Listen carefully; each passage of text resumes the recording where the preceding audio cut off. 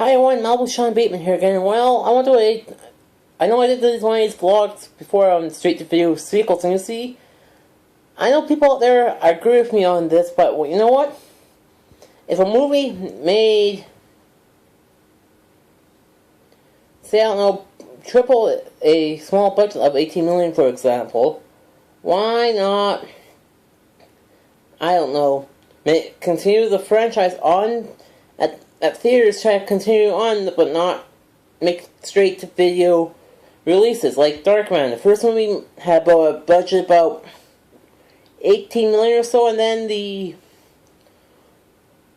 had straight-to-video releases of the sequels a few years later, and it was a kind of bullshit idea, and they changed the main guy who played Darkman from the great Liam Neeson to Arnold Vosloo, who later became Zartan in the G.I. Joe films, and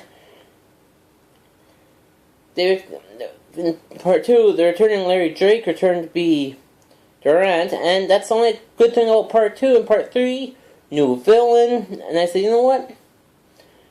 The Darkman franchise is a good franchise to work on, having different characters, different villains that Darkman can work off of that we never seen in the Detective Comics or Marvel Comics, because the Darkman franchise was in the Dark Horse franchise, and also this also goes for Disney films. They always have a fairy tale part 2, 3, 4, maybe up to 5, and heck, maybe they have one fairy tale they had a sequel about 30, 40 years, maybe 50 years later, the sequel to Pure Pan, which had